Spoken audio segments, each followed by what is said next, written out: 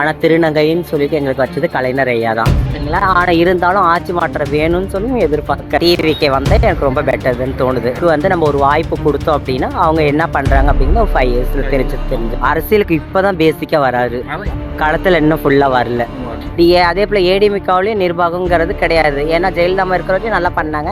அதனால புது ஆட்சியாளர்கள் யாராவது வந்தால் தமிழ்நாட்டுக்கு ரொம்ப பெட்டர்துன்னு நான் நினைக்கிறேன். வணக்கம், உங்கள் பேர் என்ன? என் பேர் ஜெசிகா. 2026 சட்டமன்ற தேர்தலில் உங்கள் ஆதரவு யாருக்கா இருக்கு? என்னுடைய ஆதரவு வந்து டிஎம்கே தான். ஏன்னு சொல்ல முடியுமா? தாராளமாக சொல்லுவேன். ஏன் அப்படின்னா எங்களுக்கான பேர்கள் வந்து அவதூறாக வந்து முன்னொரு காலத்தில் வந்து பேசிகிட்டு இருந்தாங்க. ஆனால் திருநங்கைன்னு சொல்லிட்டு எங்களுக்கு வச்சது கலைஞர் ஐயா தான்.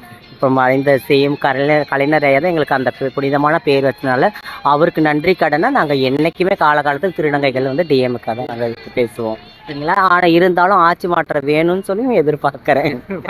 ஆட்சி மாற்றம் வேணும்னா யார் வரணும்னு நினைக்கிறீங்க? கட்டாயமாக டிவி. அதாவது நீங்கள் ஓட்டு போடலைனாலும் அவங்க வரணும்னு நினைக்கிறீங்க, அப்படி எடுத்துக்கலாமா?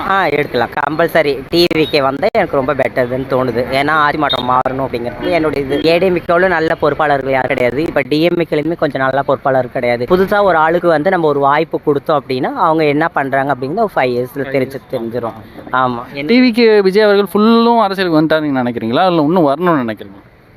அரசியலுக்கு இப்போ தான் பேசிக்காக வராரு. களத்தில் இன்னும் ஃபுல்லாக வரல. அதோட நுட்பங்கள், அரசியலுங்கிறது அதோட நுட்பங்கள் எல்லாமே வந்து அவங்களுக்கு இன்னும் புரிதல் வேணும். இன்னும் நிறையா இடத்துக்கு போய் மக்களுடைய குறைகள்லாம் என்ன ஏதுன்னு தெரிஞ்சு இது பண்ணி பார்த்தாங்கன்னா தான் அதோட ஃபுல் பேக்ரவுண்டும் தெரியும். அப்படிங்கிற பட்சத்தை இந்த முறை கொடுக்கலான்னு நினைக்கிறீங்களா? எப்படி? இந்த முறை கம்பல்சரி கொடுக்கலாம். ஆமாம், என்னுடைய ஆதரவு டிவிகே தான் கம்பல்சரி. நாங்கள் வந்து டிஎம்கேன்னு சொன்னோன்னா கலைஞர் அவங்க செஞ்ச ஒரு உதவிக்காக அவங்களுக்கு நாங்கள் நன்றி தெரிவிக்க விதமாக அவங்களுக்கு என்றைக்குமே எந்த ஒரு காலகட்டமும் அவங்களுக்கு தான் நாங்கள் சப்போர்ட்டு.